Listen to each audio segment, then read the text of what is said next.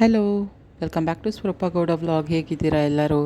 ಇವತ್ತಿನ ರೆಸಿಪಿ ಹೀರೆಕಾಯಿ ಸಾಂಬಾರು. ಕ್ವಿಕ್ಕಾಗಿ ವಿತಿನ್ 5 ನಿಮಿಷದಲ್ಲಿ ಮಾಡೋಂಥ ರೆಸಿಪಿ. ತುಂಬ ಈಸಿ.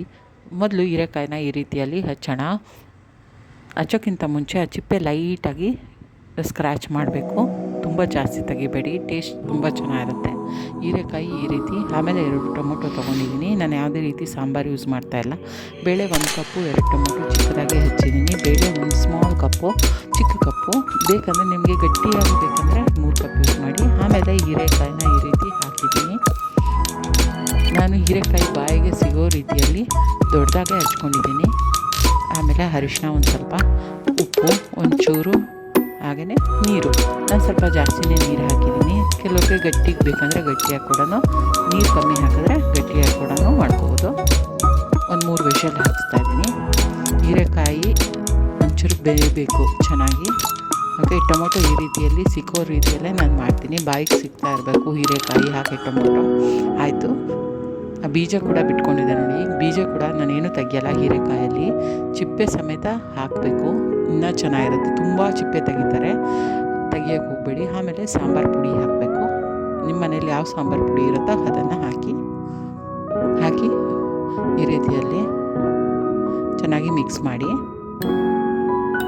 ಹೀರೆಕಾಯಿ ಸಾಂಬಾರು ತುಂಬ ಈಸಿ, ವಿತಿನ್ 5 ನಿಮಿಷದಲ್ಲಿ ಮಾಡ್ಬೋದು. ಈ ರೀತಿಯಾಗಿ ಸ್ವಲ್ಪ ನೀರಾಗೆ ನಾನು ಮಾಡ್ತೀನಿ.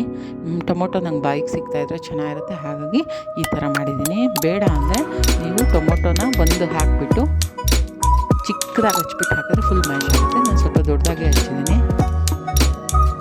ಹೀರೆಕಾಯಿ ಕೂಡ ನಾನು ಈ ಥರ ಒಂದು ಕುದಿ ಬರೋವರೆಗೂ ಕುದಿಸ್ಕೊಳ್ಳಿ.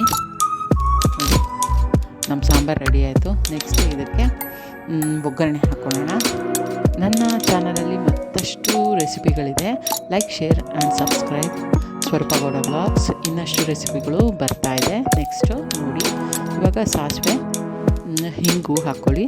ಈ ರೆಸಿಪಿ ತುಂಬ ಈಸಿ, ವಿತಿನ್ 5 ನಿಮಿಷದಲ್ಲಿ ಮಾಡ್ಕೋಬೋದು. ನೀರು ಸ್ವಲ್ಪ ನಾನು ಜಾಸ್ತಿನೇ ಹಾಕ್ಕೊಂಡಿದ್ದೀನಿ. ಅನ್ನಕ್ಕೆ ನನಗೆ ನೀರಾಗಿದ್ದರೆ ತುಂಬ ಇಷ್ಟ. ಸ್ವಲ್ಪ ನೀರು ಕಮ್ಮಿ ಹಾಕಿಬಿಟ್ಟು ಗಟ್ಟಿ ಆಗುತ್ತೆ, ಅಷ್ಟೇ ಡಿಫ್ರೆನ್ಸ್.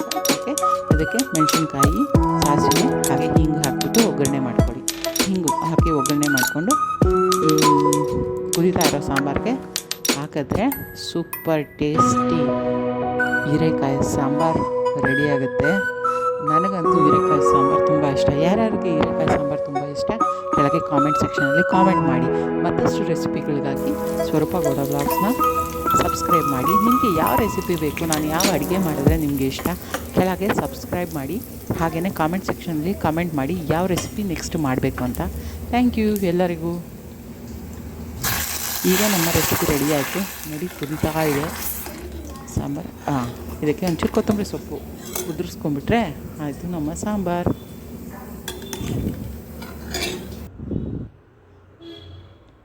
ಟೇಸ್ಟಿಯಾಗಿರೋ ಹೀರೆಕಾಯಿ ಸಾಂಬಾರು ರೆಡಿ. ಹೀರೆಕಾಯಿ ತುಂಬ ಒಳ್ಳೆಯದು ಆರೋಗ್ಯಕ್ಕೆ ಕೂಡ. ಕೆಲವ್ರು ಏನಂದರೆ ಈ ರೀತಿ ಮಾಡಿಬಿಟ್ಟು ಮ್ಯಾಶ್ ಕೂಡ ಮಾಡ್ತಾರೆ.